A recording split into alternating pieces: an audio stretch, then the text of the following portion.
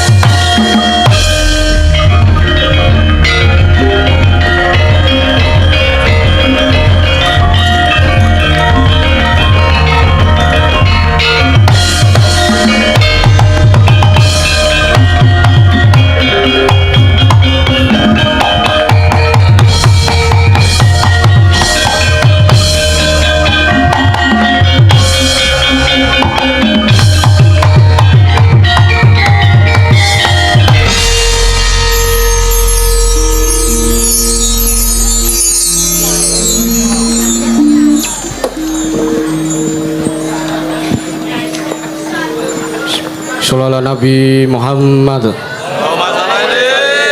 Bismillah.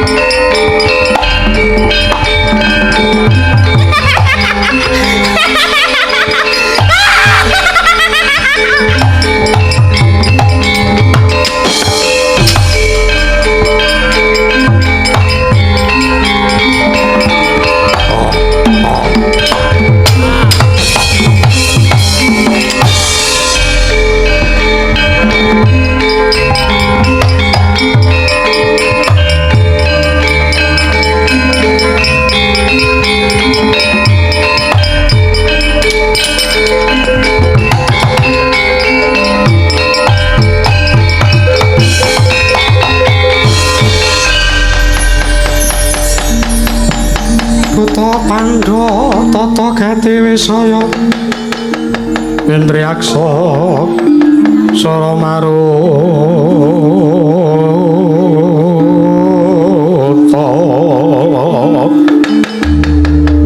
ana bana marga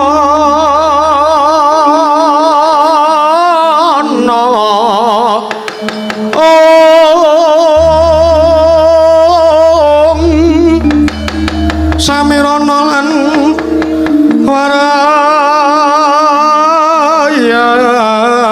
Panca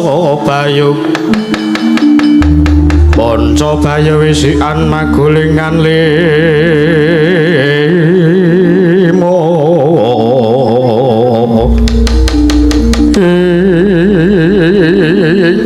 Peto sodhe selikur dina wong titian kula Rudra Mas Patiraja dewaku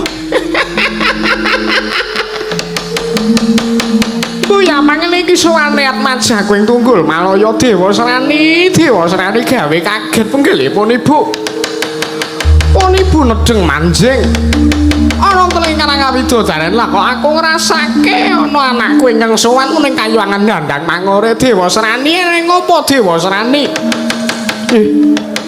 nunamit pasang Kalimantabe tinebehna nyilodoni dumawahing tawang tuwang Kanjeng Ibu sewu-sewu kalpatan kula tadah wadana awit kula sampun kepareng sumalena sowan wonten ngersanipun paduka Kanjeng Ibu Betari Durga iya ora dadi ngopo rayo slamet tekamu to nggih berkah pamujinipun paduka Kanjeng Ibu Betari Durga sowan kula wonten ing kayuwangan dandang mangore mboten manggalangan setunggal punapa Kanjeng Ibu kepareng kula ngaturaken sembah sungkem pangabekti kula konjuk sandhap pepodo paduka Kanjeng Ibu Betari Durga Kanjeng Ibu permoni anggen kula sowan wonten ngarsa paduka iya kita atur bekti kelan panjenengan ulmu ya lewat pangestu kula namanana sampun kula pundhen dados jimat paribe ndayana ning kasantosan Kanjeng Ibu gawe kaget penggalipun Ibu sajak sira duweni pasemon sing sajak sira arep nembung lawan pun Ibu ana wigati apa syukur binagi sewu bilih paduka Kanjeng Ibu Betari Durga sampun mriksa ing saderengipun Kanjeng Ibu estu kula menika anggen kula madheg nalendra wonten negaring Tunggul Malaya menika sampun mataun-taun turta langkung-langkung kula menika nalendra muda mongko pasuyon kula menika ugi bagus kula menika ugi kasekten kasinungan kasekten nuwuh bebasan menatah mendat jinala menter tumbak bengkung sinuduk-putuk nanging kenging punapa dugi wekdal sapunika kula dereng saged manggihaken inggih menika Jatukrama suwijining wanita ingkang keduga saged njejeri kalengganipun ingkang putra Tunggul Malaya minangka Prameswari kula saking menika Kanjeng Ibu sowan kula menika mboten sanes kejawi kula namung badhe nyuwun dhaup kula nyuwun dhaup lan sukulan penggalih paduka Kanjeng Ibu Betari Durga kepareng dhaupaken kula kelawan wanita ingkang badhe kula dadosaken Prameswari nyanding kalengganipun ingkang putra Tunggul Malaya banjur sapa wanita kang keduga bisa ngrubuhaken beteng jiwa kanalendranmu mboten sanes kejawi amung Kakang Mbok Dresana ing Swarga Dahana Kanjeng Ibu kagyatri sangga piranggu rinanggul kinempit kempit dosang retnaning bawana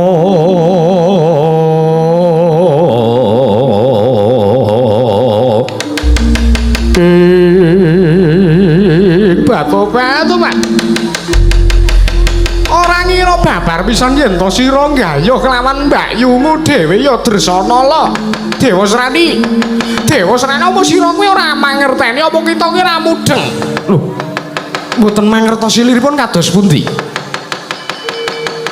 Dresana la mbakyumu kuwi wektu iki ngandhut jabang bayi mongko yuswane wis 7 sasi lah kok arep ora ben iki apa ya member mengko malah mung gawe ku cemas manipun Ibu lho nuwun sewu Kakang Mbok Dresana la anggenipun ngandhut jabang bayi mongko sampun 7 sasi utawi 7 candra yuswanipun menika lak sekat majanipun Kakang Arjuna langgih ngaten iya wah nuwun sewu malah menawi pamanggihipun ingkang putra Tunggul Malaya menika dadosaken pancatan anggen kula badhe mengsah tanding krida boboting yudha kelawan Kakang Arjuna ing Madukara batu-batu aja nekat lu aja ngawur aja ngeyel yen to dikandhani yen to nek tak kandhani wurungna wae gegayuhanmu Dewa Srani nuwun sewu mboten saged kula wurungaken dinten sapunika menawi ngantos paduka Kanjeng Ibu Betari Durga mboten nggayuhaken Kakang Mbok Dresana la dhaup kalih ingkang putra Tunggul Malaya kula badhe pados dalaning sirna Kanjeng Ibu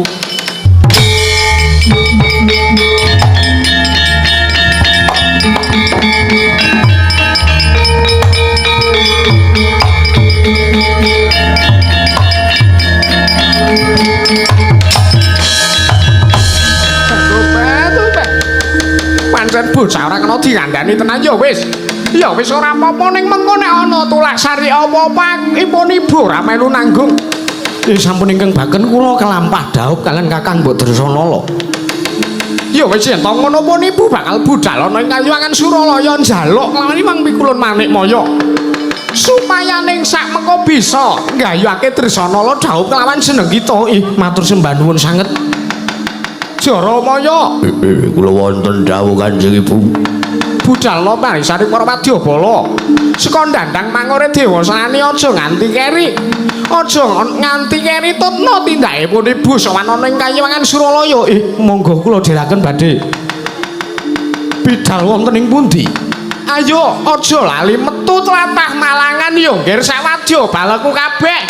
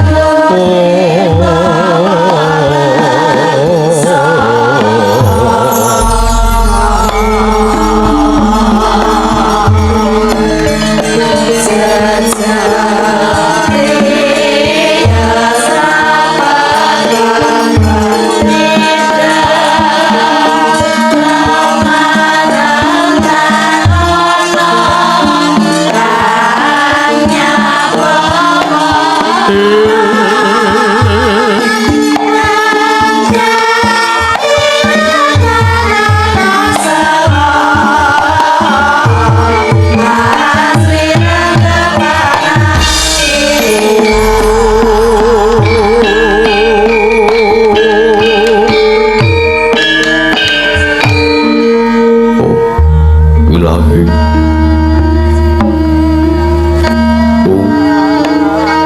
Wilang awit Mas tuku nama sidhom. Awit Mas tu silat. Mring iwang jagat karana. Sirang tunduk kawisaning disana. Sono sinamung nanging kula pesta maksih lestantur lambang duduk. Jinantur tutur katulut-tulat Nurateng Paradya minursi tangapa mung marameng Niskara karon dadi tumbiyeng jaman Purwa mangke tekap pasananing kubita tau rengging pralambang matumpa-tumpa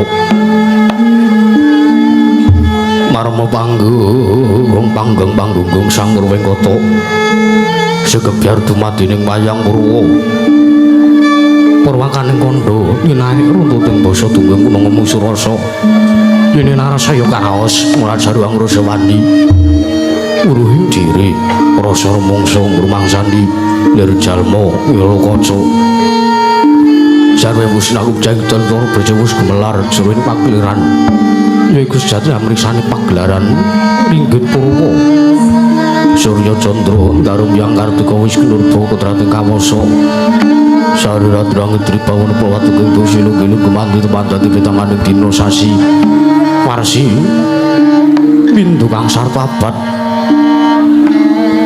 Tedunglan pangkartu mangkar wisinu rambut kejabat yang grem yatra padang kutu walang matuku berunuruk yang beruntung jatuh beranan tanpa wijalan padang teraman saling sang juang retna winggeng arsa merbawani jagat munggeng jagat wetan tuh mungup-mungup munggeng kalangan bukarabang merangangah lamun kek saya antil-antil atau bumi saya tahu sebelum sang juang arkuatan sebelah kanan kurang baik esmu jenar kaperbawan sinari sang juang basonto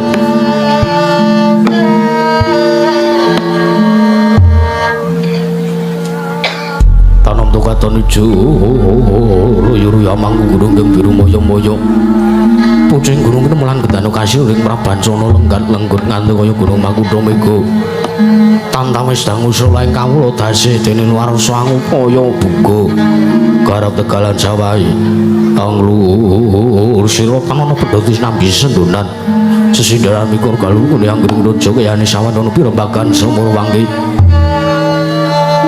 sang juang arko sedang usul inggil wis katon melok sinaring jagat durung iki papan ora kiduletan kulon sinaring jagat kang samya bunyodara betejur berkukuwung parandiri mangke gumelar mapan wonten samadaning kayuwangan Suralaya ing kayuwangan Jungring Saloka ing paku jamur katalipan laeka semanten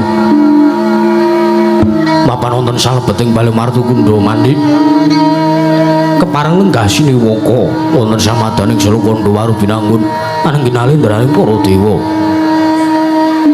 nalendraning para Jawata sinembah sang Hyang para titah ning kawula dasih ananging sang Hyang Manikmaya nyusang jagat Girinata ya sang jagat Pramudita ya sang jagat Giri Pratingkah ya sang Hyang Guru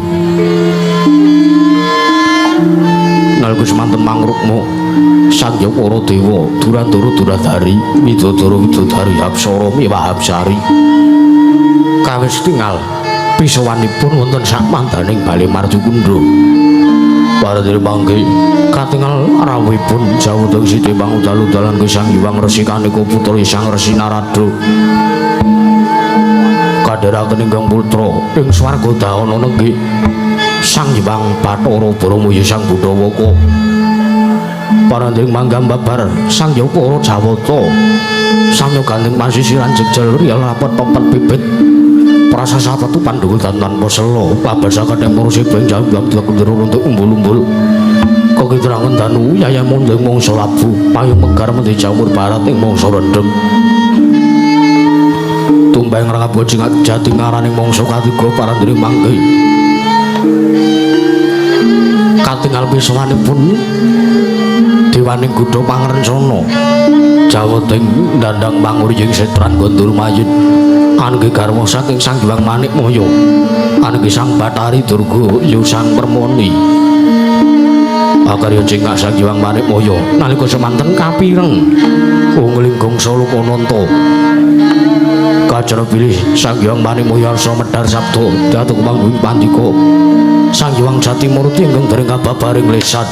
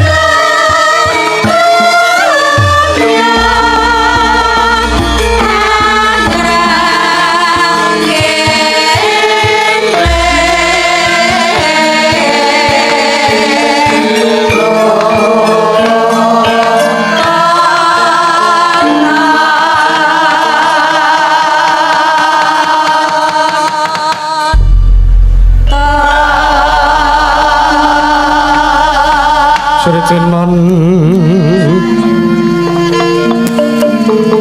ning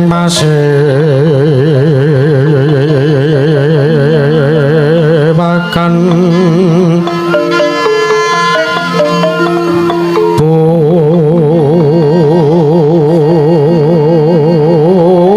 busana maneka warna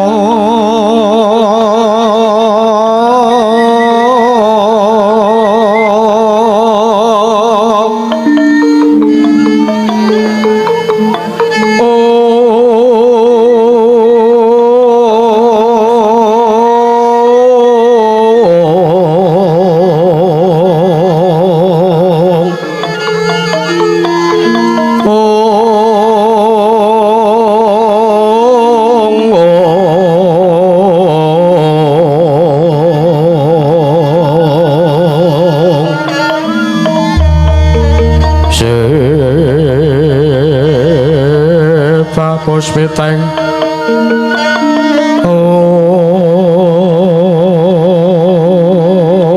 Dyono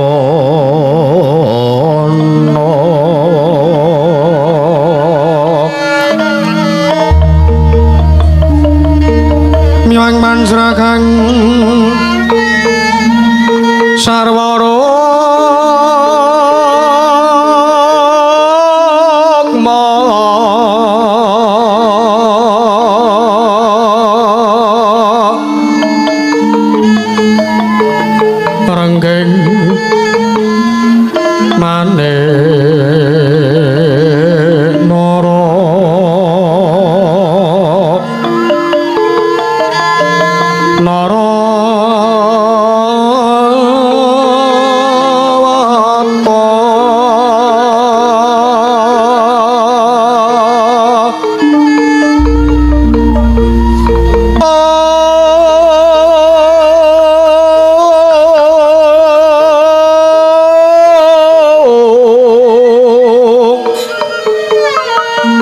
Prabanya kang sumirat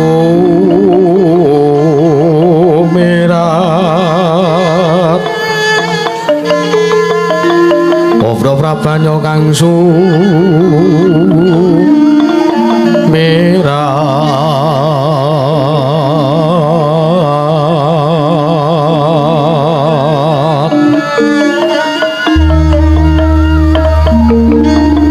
Kenyaring teca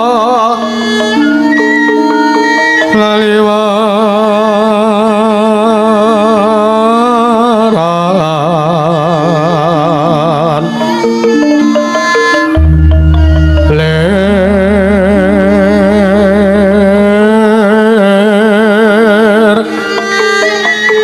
ke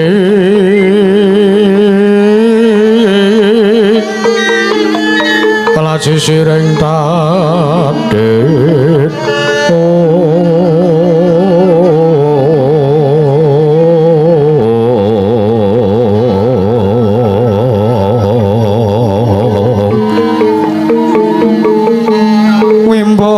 kondom re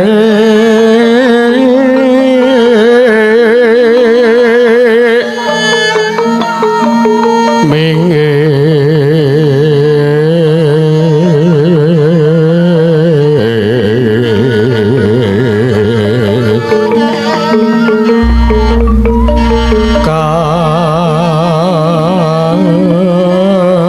tiupeng ma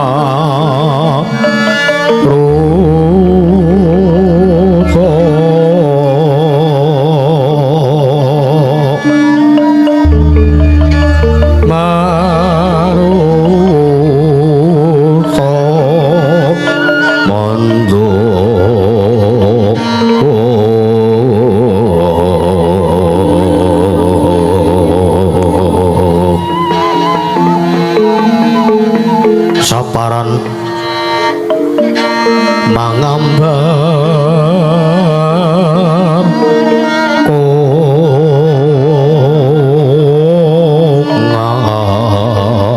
kongas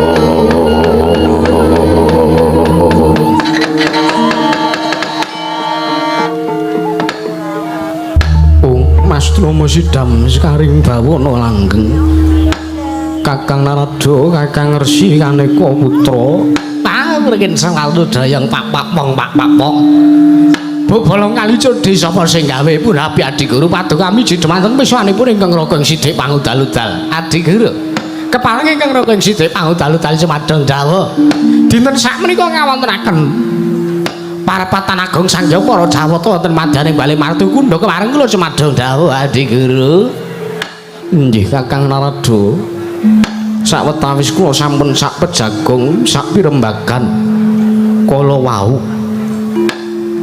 rumiyin ngawontenaken pasewakan wonten madyaning Kayuwangan Suralaya kula sampun taren kelawan jengandika Kakang Narada nyuwun priksa babagan inggih menika gara-gara ingkang tumanduk wonten ing Kayuwangan nggih lajeng sak mangke Kakang Narada paring dawuh bilih wonten titah utawi wonten suwijining Jawata ingkang gadhah gegayuhan nglangkungi dumateng kabisan Kakang Narada sakmenika ketingal pisawanipun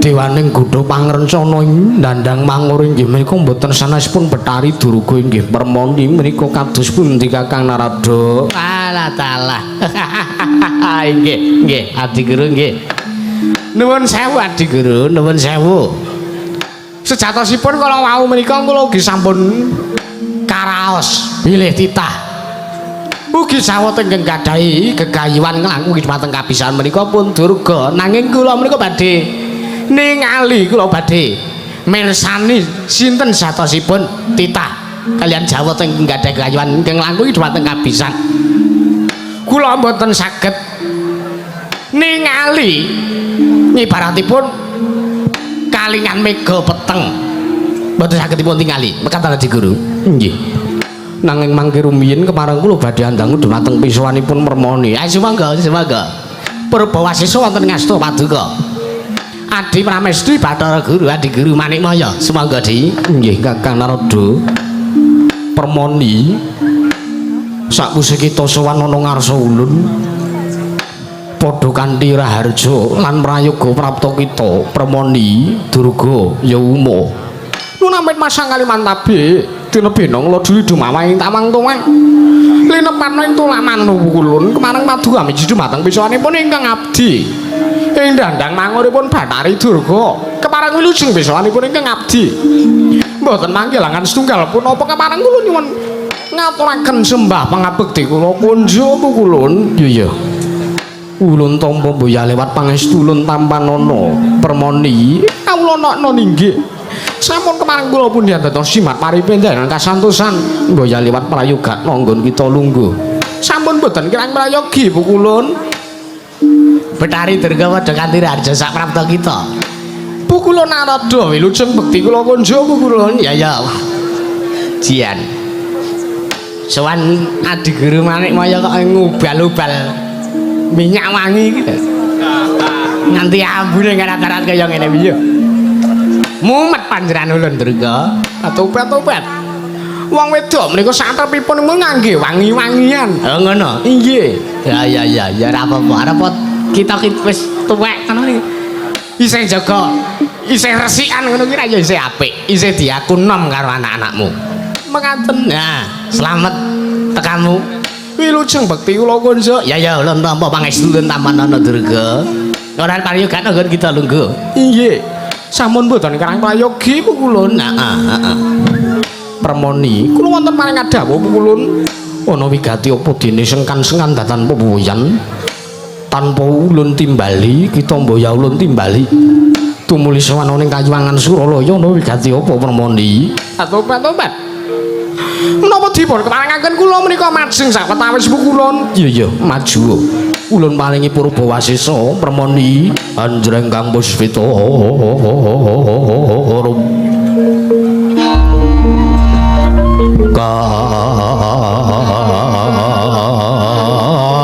kasilireng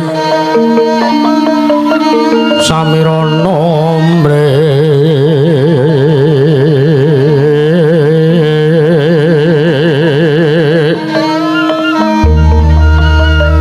oh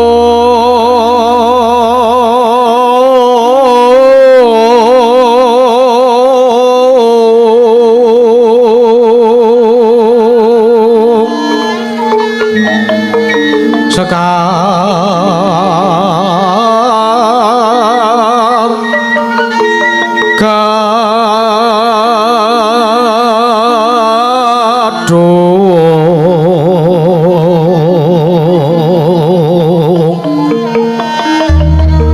ko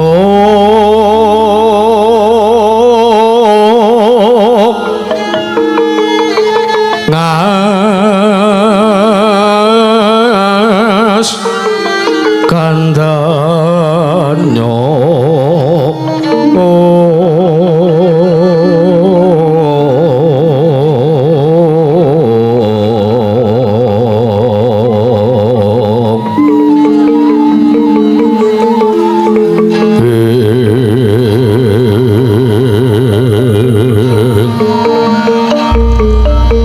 maweh raras retnaning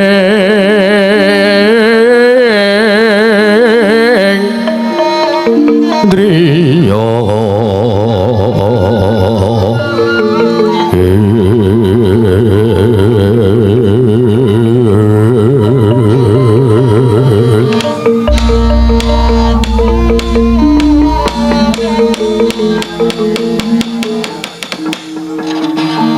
sewu-sewu nglamatan kula tadah wadu napa bilih kula sampun lansang anggen kula sowan pukulun.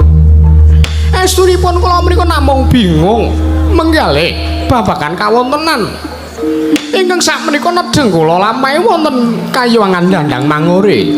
Ana perkara apa permoni teka jeneng kita duweni bot repot sartane ana ingkang kapenggalih. Kita menggalih apa? Mekaten pukulun. Dinten sakmenika kula wau enjang. Anak kula inggih putra paduka ing Tunggul Malaya pun dewa srani sowan ngarsanipun ingkang abdi pun permoni wonten ing kayuwangan Dandang Mangore. Piyambakipun matur bilih sampun mataun-taun madeg nalendra wonten Prajanagaring Tunggul Malaya nanging dereng wonten prameswari utawi wanita ingkang jajahi kalangganipun wonten praja ing Tunggul Malaya. Tumuli anak kula pun dewasa inggih putra paduka ing Tunggul Malaya nyuwun sumados dawuh palakrama nglawan wanita ingkang dipun pilih minangka jatuh kramanipun putra paduka pun dewasani. Nanging banjur kena ngapa kita sowan ngarsa ulun? Apa kita minangka jejere wong tuwa mboya bisa minangkani sartane mboya bisa nuruti karepane anak? Mboten perkawis menika lho Bu Kulun. Namung perkawis ragat tewuh kemawon. Bondo Dandang Mangore menika turah-turah. Ya, percaya. Kena wong sugih bar bangun omah. Iya. Ora apa-apa. Nanging nuwun sewu ingkang dados perkawis menika. Sinten wanita ingkang kapundhut jatuh krama dening anak kula inggih putra paduka pun dewa sraning Tunggul Malaya. Banjur sapa kang dikarepake dening dewa srani Yatmaja Ulun?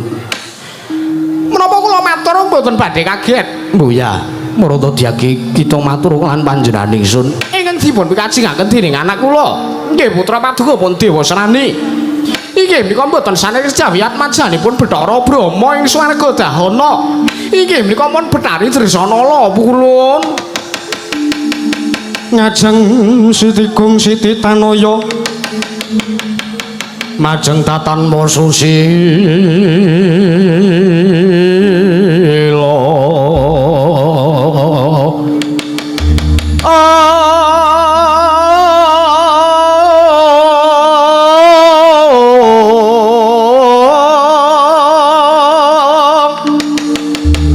Mejel dukanira Sang Narapati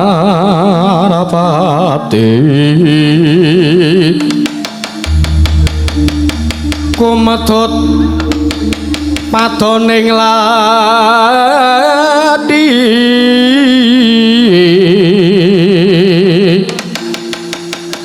unang keret kanang riwe kumriwis pucak ing rawis yen sinabet mring sagedeng bel dadi tahono.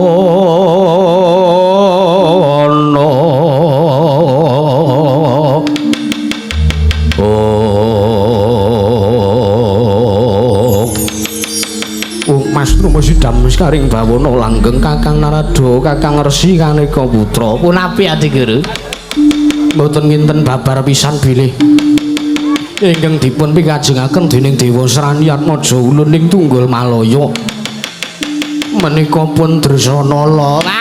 Ngosik mengkirian Adi Guru mengkirian dipun gelar dipun gulung wong niki bapakne enten ngriki mengkirian ampun ngantos paduka keseluruh dalan ingkang larut dipun gelar dipun gulung dipenggalih ampun ngantos dipun turuti rumiyin gegayuhanipun Dewa Serani menika nuwun sewu seksinipun wonten mriki menika ugi wonten bilih Dresanala menika wekdal sakmenika ngandhut jabang bayi mongko yuswanipun menika sampun 7 candra utawi 7 sasi. Lah menika lho, niki lho, wong enten ngriki niki lho. Inggih Kakang, nuwun sewu. Napa Permoni utawi Dewa Serani? Menika ugi mboten mangertosi menapa mboten mudeng mboten tanggap kalian sasmita utawi swasana. Bilih Mbak Yune dhewe menika lagi meteng 7 sasi kok arep dipek to. Coba to. Dewa Serani orangnya jane ratu bocah-bocah sing dugal ini ora mboten kelamaan. Durga, Permoni. Wonten meneng dawuh Pukulun Narada. Apa kita ora ngandani kelawan Atmaja kita? Apa kita ora ngandani kelawan anakmu Dewa Serani? Kalamun Dresanala kuwi wis winengku dening Arjuna, malah wektu dina iki wis ngandhut jabang bayi yuswane 7 candra. Tobat Pukulun kula menika namung nampi dawuh saking anak kula. Kula menika namung nampi dawuh saking anak kula. Mbah menika perkawis Dresanala meteng apa ora menika ingkang baken kula sampun nglampahi dawuh. Dian. Ana anak kok dawuh karo ibune iki ora ya pol tenan iki. Elak. Wong tuane dikongkon-kongkon. Nang apa kita ora ngandani kan Dewa Serani? Nuwun sewu Pukulun, perkawis menika perkawis kula kaliyan Wang Pikulun Manikmaya dinten sak menika. Pukulun menawi paduka mboten maringaken Dresanala minangka jatukrama saking Atmaja paduka piyambakipun Dewa Serani. Dinten sak menika kula badhe pados dalaning sirna luwung kula mboten nyumurupi gelaring saged seming rembulan Pukulun.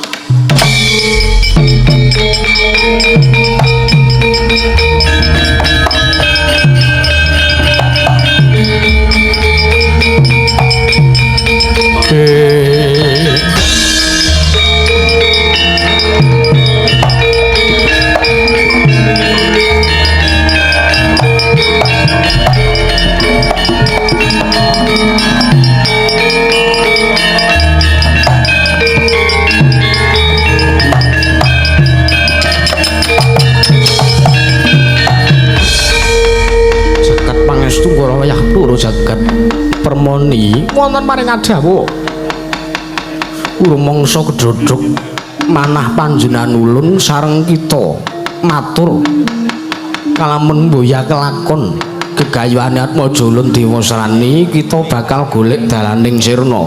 Keparengipun kados pundi? Mboya memper sartane destun ning atase ulun iki isih amengku garwa kelawan jeneng kita. Teko ulun mboya tresna nglawan jeneng kita. Kebangetan timen ing atase ulun iki duwe putra, duwe anak. Teko mboya nuruti nglawan pepinginane anake. Permoni seksenana wektu dina iki ulun kang bakal misahake Arjuna lan Dresana lan jabang bayi kang dikandhut dening Dresanala ing sakmengko bakal ulun urungake. Permoni menapa estu? Iya tenanan patobat matur sembah nuwun.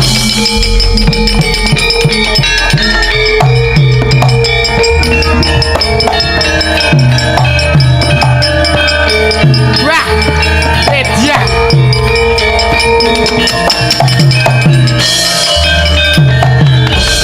Mengkirian Adi Guru mengkirian Adi Guru mengkirian. Wah niki untunge niki Brahma niki kula sirep kupinge ora krungu. Nek nganti krungu ora wis jempalik. Wonten menapa kula mengkirian. Engko rungokno dhewe. Nggih. Kakang Narada kula nuwun sewu menika perkawis kula warga. Mengkirian to mengkirian. Najan menika garwa. Najan mereka katresnan paduka permane mereka garwa paduka nanging nuwun sewu menapa pakartinipun mboten sae menapa nggih badhe dipun belani. Kakang Narada wonten dawuh menawi paduka kagungan garwa tumuli garwa paduka nggada gegayuhan nyuwun kelawan jengandika Kakang Narada. Lajeng Kakang Narada mboten minangkani, lajeng garwa paduka badhe pados dalaning sirna. Menapa ugi mentala. Lah nek kula nggih tergantung bojo kula kaya. Nek gayane bojo kula niku sae, nggih kula rumajang kali gayanipun bojo kula. Nek gegayuhane nalisir saking nggih kautamaan mutiar mbok ben bojo kula. Ngaten Adi kula. Prinsip kula mekaten. Niku. Kula tasih. Niki kula tasih tidak-tidak. Kula tidak-tidak menika kula menika tasih irip-irip kula menika tasih purun ngandani ngemutaken dhumateng paduka wong Adi Pramesti Bathara Guru sampun ngantos sing sakmangke getun tembe mburinipun dipun menggalih riyen Kakang Narada menika sampun dados tekad lahir batin kula badhe nyenguyung sartanipun badhe nggayuhaken Dresanala badhe kula dhawuhaken dhumateng pun Dewa Serani. Wah nggih pun nek men ngaten iki tunggak waru godhong dadap tegesipun uwit tunggak wit jagung bakarane tanggung perkara Adi Guru. Nggih sampun kendel kemawon menawi mboten rumaja nggih sampun ngantos nyaruwus Kakang. Nggih pun Bromo kita maju ulun bakal dawuh kelawan jeneng kita loro ngestaken dawuh Rama ulun.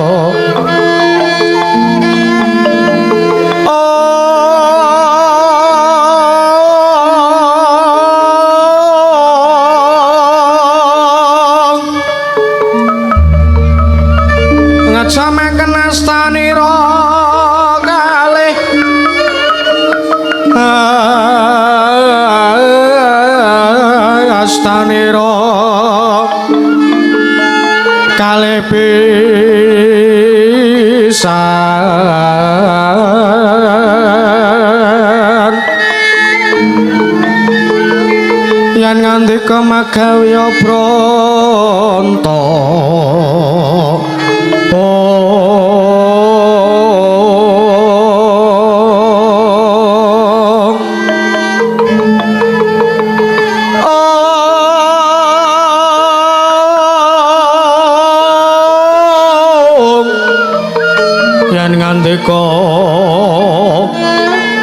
magawe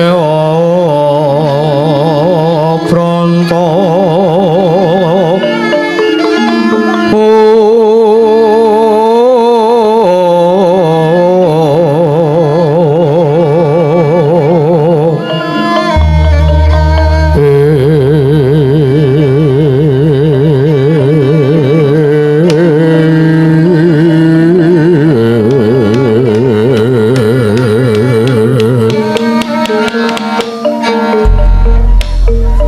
kaget kuwi tulun timbali ngadeg. Ih. Parang paduka miji dumateng wiswanipun nimbali ingkang putra pun Brama ing swarga dahana wonten wigatos menapa Rama Kulun. Brama wonten dawuh. Wektu dina iki mau permoni garwa ulun ya Bathari Durga sawanana ing kene. Ih. Yektine kita dhewe wis mangerteni kalamun Bathari Durga prapta ning Kayuwangan Suralaya. Lajeng wigatosipun menapa Bulun? Wigatine ora liya kejaba ya mung bakal ndhawuhake palakrama. Atmaja ulun ya kuwi si Dewa Sraning Tunggul Malaya. Kalian sinten? Ora liya kejaba ingkang dikarepake dening Atmaja ulun Dewa Srani, ora liya kejaba amung Atmaja kita. Ya kuwi Drasanala. Waduh, nuwun sewu. Wekdal sapunika anak kula pun Drasanala menika sampun dipun wengku dening wayah ulun. Nggih wayah kula putu kula pun Janaka ing Madukara. Lan sampun ngandhut jabang bayi, sampun sapta candra yuswanipun. Nanging saranane kepiye wae Drasanala kudu pisah. Kudu pisah kalawan Arjuna sartane jabang bayi ingkang dikandhut dening Drasanala mau kudu diwurungake. Isa ora isa, kita gelem ora gelem kudu murungake sartane migarake antaraning Arjuna lan Drasanala Bathara Brama.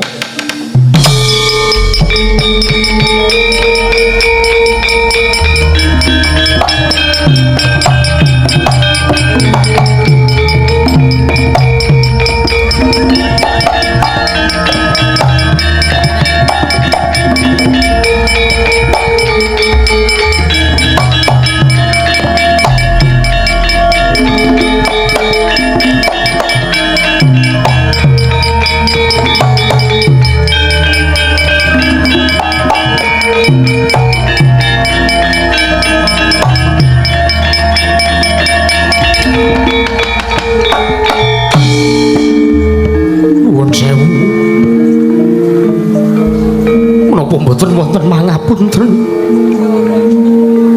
dumateng kula Kulun. Mangke riyin, mangke ruwi paduka ngendika kados mekaten menika ora mboten gegojengan to. Kula mboten kleru anggen kula nampi pangandika paduka. Mboten saged menawi paduka paring dawuh kados mekaten kula mboten saged. Nanging yen to kita mbadal dawuh ulun kita bakal nampa pidana Brama. Mboten napa-napa. Mboten dados napa menawi kula badhe nampi pidana ingkang ageng awrat dumateng ingkang abdi ingkang putri swarga dahana. Nanging kula nyuwun kanthi sanget Kulun. Kula nyuwun kanthi sanget. Kula nyuwun kanthi sanget sampun ngantos anak kula pun Drasanala kaliyan Arjuna dipun pisahaken. Kula menika nembe remen-remenipun seneng-senenge nyawang anake. Mongko kula menika minangka tiyang sepuh mboten dangu malih kula menika badhe kagungan wayah. Nanging menapa pepalang ingkang kula lampahi, gesang ingkang kula lampahi kedah awrat kados mekaten. Nyuwun sewu kula mboten saged menawi kedah misaken antawisipun Drasanala kalawan Arjuna. Brama wonten dawuh wis dadi kodrat pesthi saka panjenengan ulun kalamun kita kudu misahake Drusana lan Arjuna mboten saged pukulun. Mboten saged pukulun. Brama kita kudu mangkat. Yen Tomboya mangkat ulun tampani gulun guntur geni guntur angin Brama mangkat budal dina iki mboten saged pukulun. Mangkat mboten saged mangkat budal mboten saged pukulun. Kula mboten saged menawi kedah misaken anak kula.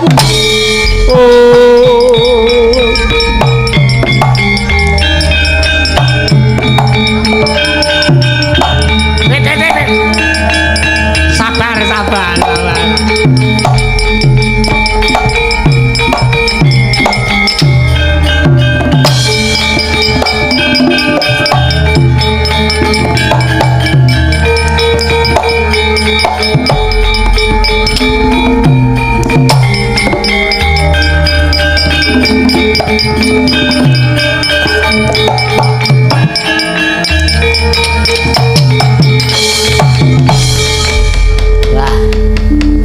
Abot jenengan abot lampu lakonipun Bathara Brahma menika abot Adi Guru abot menawi awak sampun Kakang Narada sampun ngantos tumut-tumut perkawis menika. Nggih, kula mboten ajeng melu-melu kok. Pun kula arep neka-neka. Kula mboten badhe cawe-cawe. Malah dinten sakmenika kula badhe wangsul ning Sidik Pangudal-udal pun mangramungke perkawis paduka piyambak.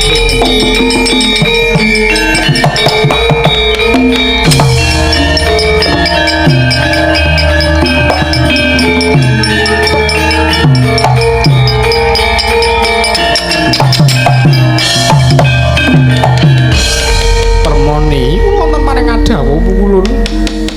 Wis kita mboya usah menggalih babakan Kakang Narada ingkang mboya sarujuk kelawan apa kang dadi gegayuhan kita. Iya keparengipun.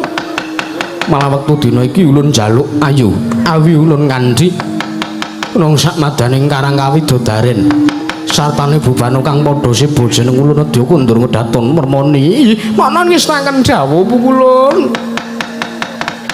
Purung gatine mananggilan Ara Sang Manik Maya Kuntur Kudaton jeluk saking Silakanda Waru binangkun manjing Karang Kawidodaren kadharaken Janyeng para widodara widodari apsara apsari kawis ngal manggo katanggung Jaka maloro-loro ingkang samya ngambil pacaring prabot saking Mandrawa tindakna Sang Hyang Manik Maya lamun katon saking Mandrawa tansah muji syukur mangersaning Gusti.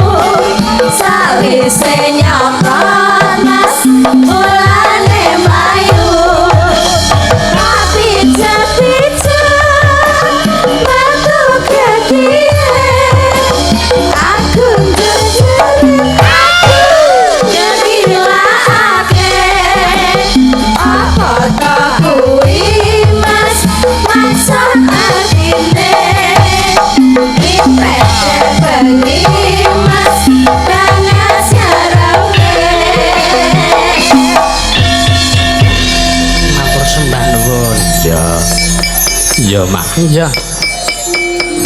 Aku cek bengi Mas ngimpi ketemu ula Mas gede tur dawa. Wus. Loh, lagune sang ngono aja kleru. Ulane nyokot Mas. Ngono kae. Oh iya, Mak. Heeh. Mau judule apa? Judule Mimpi Semalam. Oh ngono. Heeh.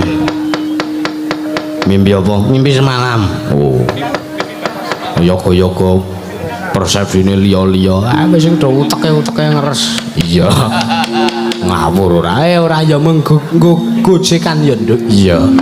Iki awake dhewe leren luwih sik. Iya. Iki wis jam pira iki? Jam 11. Oh iya pas wektune. Iya, punjul 8 menit. Oh ya ora sida pas. Oh iya. Ya ora apa-apa pun sesithik ora apa-apa. Ah iya to, Nduk. Iya. Ngaturke kula nuwun luwih dhisik ya, Nduk. Bengi iki ana ing laladan Ora ngerti. ana ing dusun Plaosan ngaturaken kula nuwun nuluk salam. Iya. Kula sak rombongan saking Gunung Kidul Handayani Iya. ngaturaken kula nuwun wonten ngarsanipun para warga wonten ing dusun Plaosan, Tlogowadi, Melati, Sleman. Oh iya. Bang iki ditimbali sowan mrene komplit. Komplit lho. Iya. Sak yoga, sak sinden, sak tos hitam, Sound system. genset. Iya. Jensate ning endi? Kuwi nang nggon Slentem Bedenggreng kuwi. Oh iya. Nggo baline dikerek. Baline dikerek. Iya. Ora apa-apa. Kuwi 10 KVA ya aja main-main karo genset kuwi. Iya. Bang iki dalam rangka apa, Mak? Ya kuwi dalam rangka merti dusun Plaosan. Oh iya. Kanthi tema inggih menika guyub rukun nyawiji mbangun dusun Plaosan. Oh iya. Merti dusun ya, Nduk. Ya, iki naluri. Naluri upacara adat. Ya. Wis diadani acarane wis akeh banget. Ya. Ambeng iki dadi wancine seneng-seneng Ya. wayangan ana ing kene, gelar-gelir ana ing kene. Iya. Bar iki mung kari kesele. Wah. Nek dilakoni kanthi kelas ki ora bakal krasa kesel. Ya pancen ngono. Ya. Merti dusun iki ora liya mung ngarep-arep ganjaran. Ya. Nggone para warga ing dusun Plaosan ngadani sedekah bumi, ngaturke panuwun kunjuk ngersaning Gusti Allah Subhanahu wa taala. Ya. Mergo wis maringi hasil bumi sing melimpah ruah, bekasan bisa migunani tumrap warga ing dusun Plaosan sumrambah ana ing kalurahan Tlogowadi. Oh iya, Mak. Amin, Mak. Iya. Mangayu bagya sartane ndedonga ya, Mak. Pancen ngono kok, Nduk. Iya. Mergo iki saka nenek moyange awake dhewe wis nglakoni sing jenenge upacara adat merti dusun iki wis pendak taun, Ya. pendak sasi nek iso wayangan ngono ra ya apik. Iya. Kek ngendi enek ngono kuwi jan. Enek. Dusunku kana pendak sasi kudu rasulan. Oh iya. Sing modali aku nek wis sugih ana. Wo. Makane saiki aku pel-pel bapak-bapak ya sanane sik kaya nduk Ora apa-apa. Ugi tetungga mugi-mugi lumantar inggih purwa punika mugi dados keberkahan dhateng para warga ing dusun Plaosan mriki. Amin. Tambah guyub rukun sedaya warga Plaosan Tlogowadi, para muda-mudi sansaya remen dumateng budaya Jawi. Amin, Mak. Heeh. Wah pancen aku mau ngerti iki sinoman-sinoman iki nom-noman kabeh, Nduk. Weh. Ya dong kok se urung namung wis aduh. Kok mengarah iki wis ning cewek-cewek. Wis marahe ngono kok. Sapa? Kimpul kae. Oh. Cah nom-noman mongko gelem kersa kestu nganggo busana Jawa. Welok kowe. Iya. Prestasi sing luar biasa ning atase lare nom pakau muda gelem nguri-uri kabudayan Jawi. Iya. Sinoman laku dodok. Iya. Ora curut ranyak. Wes. Pancen ngono ya, Mak. Iya. Luar biasa tenan, Nduk. Iya. Satane bengi iki ya ndedonga muga-muga lantaran merti dusun Plaosan iki Iya. Sri Semara Bumi tumedhak ning bumi kene ngayomi semulur ngayomi warga ing laladan Plaosan munggahe ana ing Kalurahan Tlogadi Melati Sleman ya nduk amin ya rabbal alamin iya sing disuwun kaya mangkono iya mak wah jan bengi iki sone giantem iya suaraku nang jero gentrong oh iya malah kepenak kok kepenak nyuara sithik wis serune ra jama-jama iya iya faktor tempat tempat ki nek ruangane mendukung kok kualitas suarane iso menjilo oh ngono iya ya pancen ngono ya ngaturaken sugeng rawuh dumateng para tamu undangan Murlenggah yaipun Ibu Haja Bupati Sleman ya Bu Haja Kustini SP ingkang dipun wakili ya nduk ya karo Pak Sekda mau ya ugi Bapak Panewu yaipun Bapak Dr. Andes Arifin ya mau kepareng nyerahke tokoh ringgit oh ya ugi Bapak Kapolsek Melati sartanipun Bapak Ndan Ramil Melati soho Bapak Lurah Tlogadi dan Bapak Sutarjo BA oh iya ya ngono ya mak ya wis langsung bae iki bengi iki dikancani karo bintang tamu weh sapa Bapak Damar oh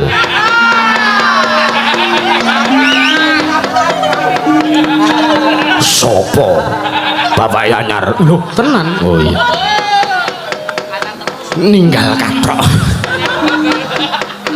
sapa mak Mas Gareng Tralala saka Wonogiri ya sepoti serampat Mas ya gua kene ngendi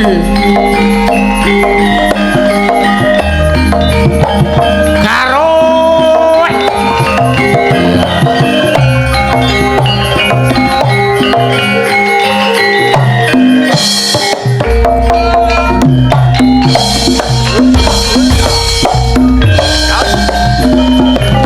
saya cinta itu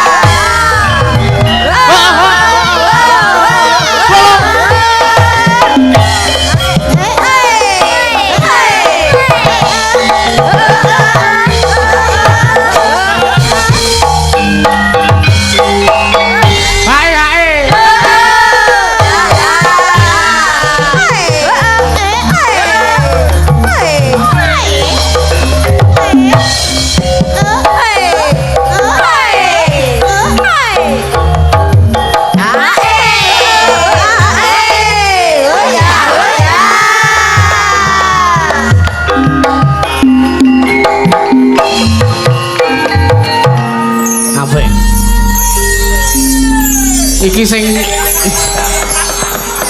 sing kepontal-pontal ora sing joget malah sing jaipong. Iya. Ben syukur ora. Dikendange nendi ngono ora. Iya, Mak. Sugeng dalu Mas Gareng, ngambekan riyen. Unjuk. Cek sugeng dalu Mas Dalang. Nggih, sugeng Mas dalu. Yusuf. Nggih. Sungkem kula bekti kula Mas Lha Yusuf. kuwale kok. Lho Sugeng mbok kula. nggih niku nek ten ngandhap kan Nggih. niki ten panggung niku sing kagungan hak paling tertinggi niku dalang. Oh ya tak toko. Kula niku namung wayang. Oh, iya. Jadi kula wajib bekti sungkem kalih Mas Dalang Yusuf. Iya, iya. Ngaten. Nolong Gareng. Pangapunten niki wau serampate ngantek pitung gongan. Mboten napa-napa arang ya. Soale transite tuwebeh Mas Dalang. Wah, mriki dadak ngojek niki wau. Wis bayar urung? Pangestunipun dereng badhe jenengan bayar pripun? Wah, ora bayaran dhewe kok. Enten daleme Mas Yayan Juragan Pasir niku wau. Oh, nggih. Nggih, wah sir kula golek nggon sing cedhak ngoten wadohe ra iki dandane teng mriko. Lah nggih. Wah kula jenengan timbali niku kula mboten patek krungu wong waduh banget saking. Nggih. Nggih, kula di WA niki wau kalih bapak. Niki pun wayahe mongko kula nembe ten kamar mandine Mas Yayan niki wau. Wah, kamar mandine jembar, banyune kimplah-kimplah, Ora sik. ciduke ora enek niki wau. Iki lho sing nglawir iki lho. Ketutupan anduk niki wau. Iya. Matur nuwun saged Nggih. sowan derek leladi nderekke Masda Dalang idola. Idola opo? Idola iki dalang ora larang. Oh, weh. Ya kuwi ora bener ya. Berarti larang banget. Ya ora banget to ya. Iki dalang ora larang. Nggih. Sowan leladi wonten Plaosan Nggih. Tlaga Adi. Tlaga Adi nderekipun Kecamatan Melati, Nggih. Kabupaten Sleman, Nggih. Ngayogyakarta, Hadiningrat. Alhamdulillah. Dalu niki luar biasa warga masyarakat wonten ing Plaosan. Nggih. Kangen kalih wayang ngendikane Pak Panitia wau. Lah nggih. Tahun 80 terakhir wayangan sak menika nembe mulai wayangan melih. Allah ya Allah. Tepuk tangan nggih warga masyarakat Plaosan. Luar biasa. Iya. Tur jane nek kula nonton pembangunane Plaosan niku wah pembangunan sing luar biasa lho Mas Dalang. Apa wis tau rene? Lho kula niku nek teng mriki teng Plaosan niki niku kula hitung pun ping pisan niki Mas.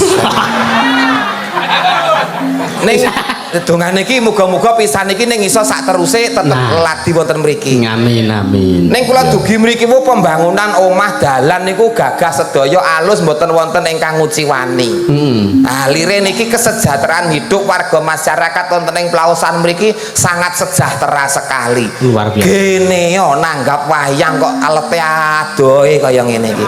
Masyaallah. Ning niki sembodo warga masyarakat wonten ing Plaosan, RW-ne namung 3, RT-ne 8. Wah. Jumlah gunggung kakane sak RT niku 45. Iso kados ngeten hebate nggelar acara, nggelar hiburan, pakeliran wayang dalang tus-tuse dalang.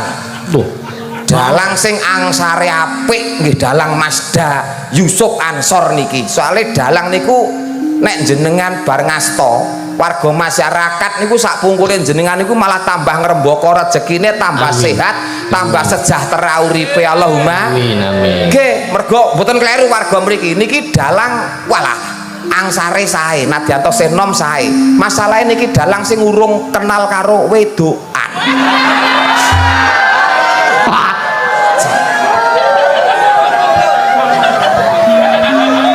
Heeh, jalan. Aku ora arep membuka diri sik kok aku. Nggih, Fokus karir sik fokus. kula panitia mriki ki ora kleru lho. Tenan Pak, ora rugi sing urunan 80.000, ora rugi ngeten iki tenan. Tepuk tangan sekali lagi warga masyarakat.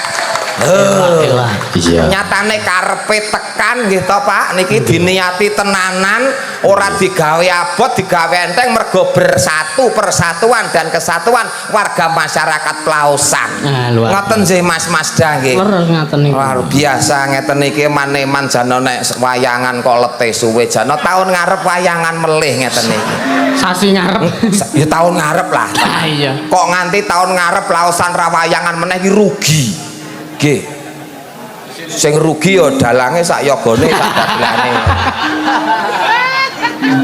Wong jenenge nguri-uri budaya niki saged kaleksanan malih menika pinangka ajang silaturahim kumpul warga masyarakat Mas Yusuf. Nggih leres. Mugi-mugi ajang silaturahim menika mboten mujudaken hal yang muspro namung saestu malah saged kepara kebak berkah lan barokah Allahumma amin. Kula dongake warga masyarakat Plausan sasampunipun gelar acara bersih dusun menika warga masyarakat wonten ing Plausan pinaringan ayom ayem tentrem tebih saking sedaya godha pangrencana caket kabagyan kamulyan tansah pinaringan gesang ingkang sarwa keleresan pinaringan panjang yuswa pinaringan rejeki sing subur lan makmur ngalor ngidul ngetan ngulon tansah kesandung keselamatan selamat donyane lan selamat akhirate Allahumma amin. Sedaya memala saged tosir nontek ketamplek kendang kentir keli kesintir kecemplung kedung kali bengawan keseseru rambles ilang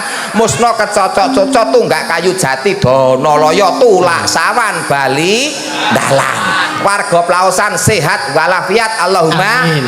Jasmani rohani Allahumma amin. Ana sing masuk angin bar mriksani Mas Yusuf dugi dalem pinaringan sehat Allahumma tombone mayar ora usah dadak neng rumah sakit guak-guak duit ketemu tombone gampang paribasan ditaplinjet mampet dibludrul ngopet kingsat sawuri sarem lerem tuncepi lombok abang ilang demit ora dulit setan ora doyan kuwi kenduren sisan sampean kok Mas iya sampean golek dagelan sing iso ngujubne niki lak angel to Mas sisan kok didrop kae ngene iki tenan ora rugi sing enong duwe bapak aku ora rugi tenan anakmu to kae anak kula kamar ya anak kula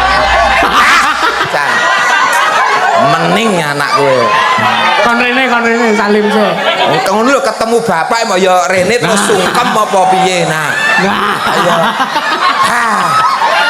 orang ngira nek urip bocah kuwi ndek ben cilike iya ngono orang ngira nek dadi ondase mung sak tokolan lho riyen niku lah iya ngono kok ora ngajar jenenge ora sungkem ning natap lato-lato sehat ya le ya bapak suwe ora dolan ning omah ya kok mboten sah ki piye to lho iki bapak kok sing ngukir jiwa ragamu kok wah jan tinggalanku katok sing enek tulisannya SMP Muhammadiyah kae muntilan kae SMP Muhammadiyah muntilan kae isih to kae tesit alhamdulillah ora ngira nek kowe urip lho le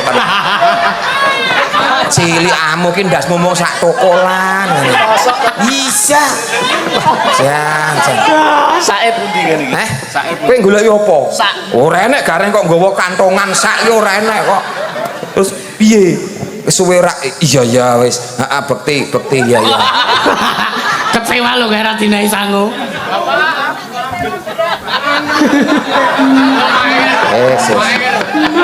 le nih sangoni bapak ini icik ini wong suwe saestu Pak niki anak kula Pak beda mbok nggih beda mbok ini icik sekolah kabare icik sekolah apa wis nyambut gawe sekolah oh wis arep gawe maksudnya wis arep rabi insyaallah oh iya jodohmu wedok oh iya cocok kira-kira sing mbok senengi sinden apa penyanyi apa wong kantoran dosen penyanyi enek nggon panggung apa penyanyi enek rom bahaya iki omong karo bapak sing merestui ora ya nonton telapak tangane wis rasah mbok goleki le jodohmu wis mati kok lho Lah kok Wis kose. Wah, ngerti yo nek duwe anak kaya ngene lagi metu tak lebokke neh ngene iki. Wis tau ngerti, Dit. Nyilih 100 sih enek, Mas. ora nggawa aku ora nggawa yakin. Ya kok iki enake minyak iki, Mas. Sik. Kose to. Wah, lah anak kok Netra Hartono iki. Netra ki mata Hartono ki dhuwit, dadi mata duwiten ngono. Wis tau ngerti Dit 100 urung? Urung, ora usah kok ndak kaget. Nah, Dinae. kok Bapak ya. Omong. Salam go mama ya. Oh mamane melu. Omongno engko ya. Wis. Iki yo lagi golek kok. Oh, lagi golek wis. Wah, wis.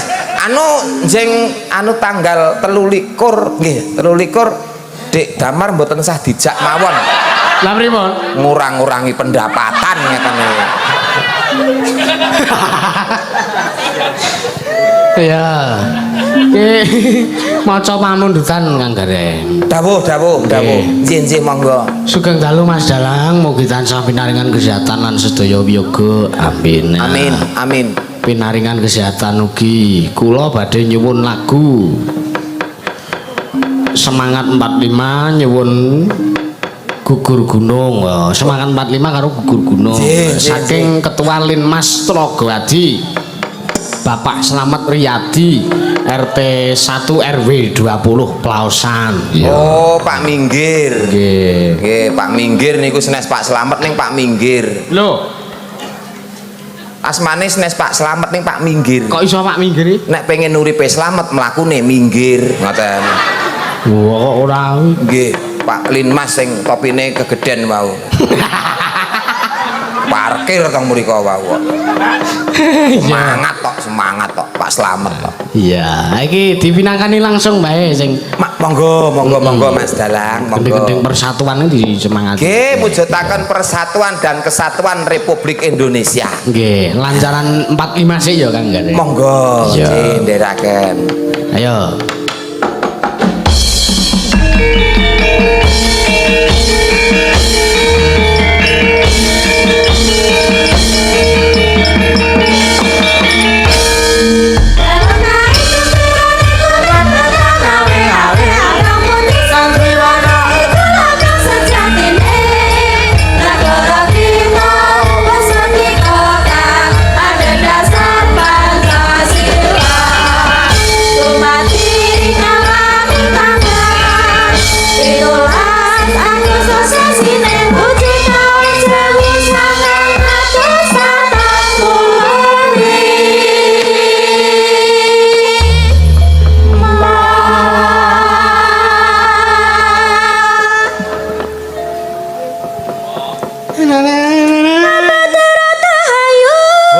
Bis kontul baris.